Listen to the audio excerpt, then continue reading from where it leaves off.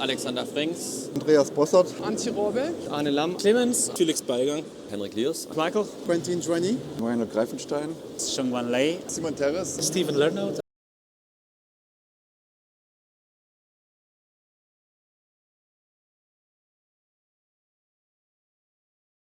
We provide simulation solutions for virtual vehicle development. For us, simulation is the key driver to reduce real prototypes. Considering how much of a vehicle's value is defined by software, simulation has become a key enabler for the industry, but particularly for the OEMs, because every new feature in the car touches a complex chain of system interactions. That makes early validation very essential or necessary. What we see is that the industry is shifting from hardware-based testing more towards virtual test environments. Co-simulation is one of our key items because we as researchers want to address different questions. One question that we intensively discuss is how we can use simulation environments for the whole verification and validation of highly automated and safety-critical systems, especially vehicles. We have concrete questions that we want to answer. One question is, for example, how we can measure the validity of simulations. The other question that we have to answer is what are test scenarios that are needed to verify and validate such a system. In my daily role as a business development manager, I mainly focus on supporting customers to implement simulations and virtual test driving solutions in their own testing and development tool chains. We are doing different kinds of simulation. The first thing is we are reconstructing accidents, real accidents. This is already a kind of simulation. And we are doing virtual system evaluations and potential safety simulations. So therefore we use different tools and different formats. As a development company of a simulation tool ourselves, it obviously plays a major role in our everyday life. Because on the one hand, we are developing a tool that every other company can use in their development process and in their validation processes. But on the other hand, we also use different simulation tools as an input to our tool ourselves. So we are doing quite a lot of real-world data processing, and we generate the ground truth for the real-world road. And we are always asked by our customer to deliver, for example, how to convert the real-world data into the driving simulator. We develop simulation tools that engineers can use in their daily work. And of course, we want to make their life better, easier, and we want to enable them to do virtual testing. So really, in the field of ADAS ID, this means moving tests from the real road into the virtual world, where we cannot harm anyone, but at the same time, we can also really make testing faster and less expensive. The platform that we built is based on large language models that can convert natural language or requirements in natural language to open scenario and open drive, which we then feed into multiple simulation platforms. This helps us to validate the quality of the output of the AI model.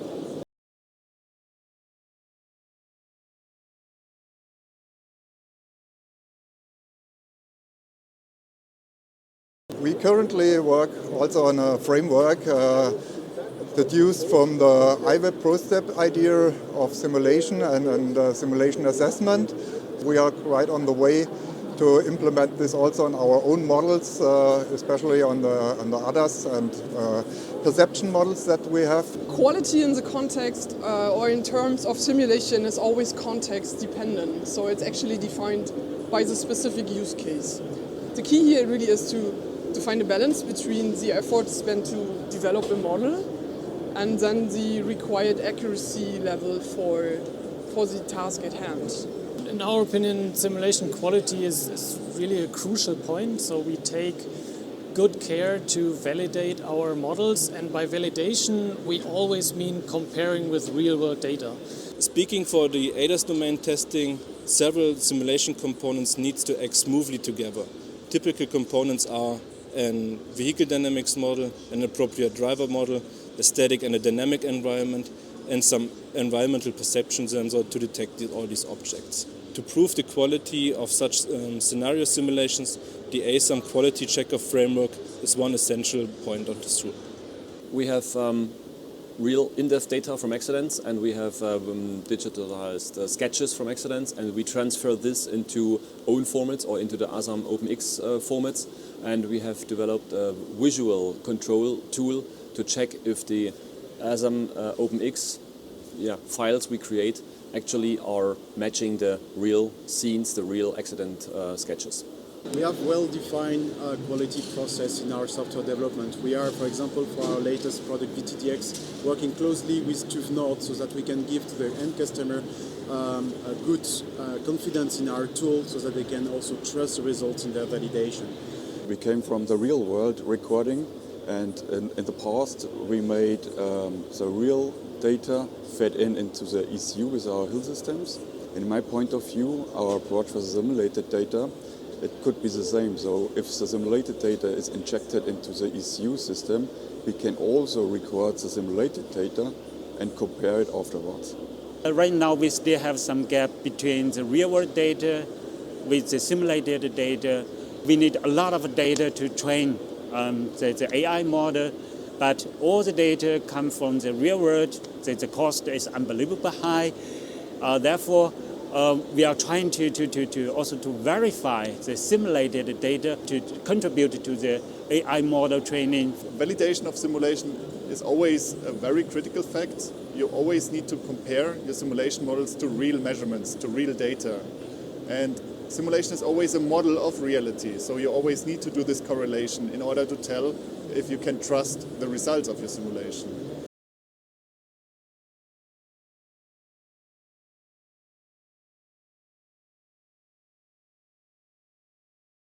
To cover all of the regulations or to approve all of the regulations, it's mandatory to use simulation to reduce real prototypes, to improve software quality, and to fasten time to market. Probably not everything will be testable on real roads, and so therefore we have to model and simulate a lot of the tests. Need a simulation environment, need models to simulate the environment of the device under test, and legal influences this by enabling also virtual testing in the future.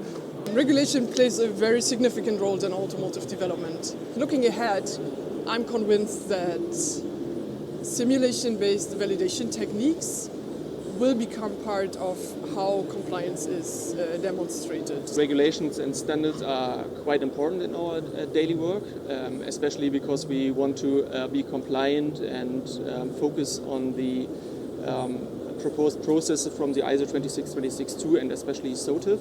We are quite sure that virtual assessment will not only play a pivotal role for Euro NCAP, but also for legislation and homologation.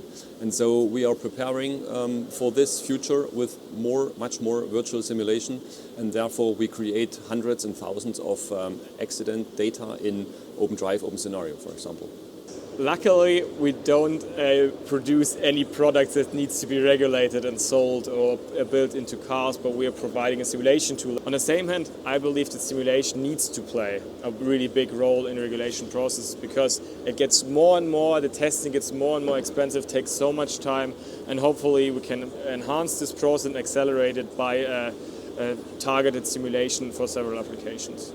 We see actually a first example in the Euro NCAP 2025. There is a new paper which exactly addresses the question of virtual testing, so using simulation in order to replace real proving ground tests. I think regulation is somewhat at the heart of what we do.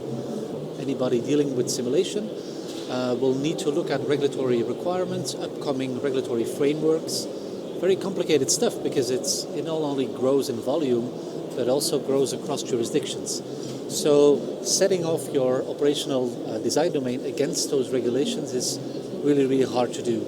So the rise of regulations is a good thing, for us at least, because we can help engineers deal with that on a day-to-day basis.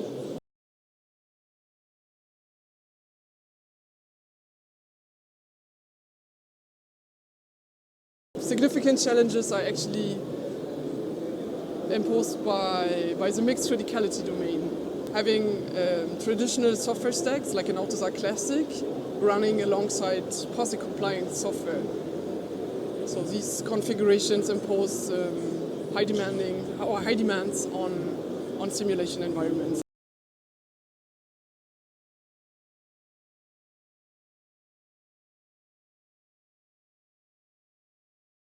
So standardization plays a crucial part. There's so many tools out there for simulation of all kinds of topics. We take good care to support the global standards in this domain and integrate them in our products. And that's, for example, the ASAM standards, ASAM OSI, Open Material 3D, and these standards really help to bring simulations from different domains together.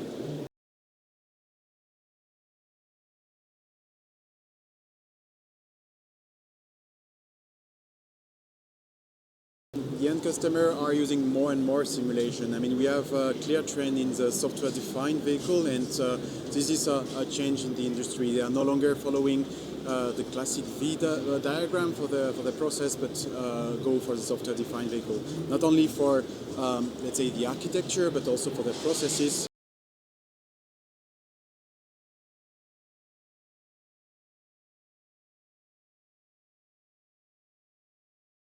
The customer must be sure for those kind of high data rates that he can process it and he uses the right hardware in the first step. He has to make sure that the new demand for multi-gigabyte replay systems fit into his tool chain. When you do that in a simulation kind of way, you have to take into account the cloud and also the data center architectures. And also, when you did that with software in the loop, you also have to do it with hardware in the loop. And this kind of add-on with the real ECU, you have to take into account at the beginning of the project, because otherwise it adds up a lot of money.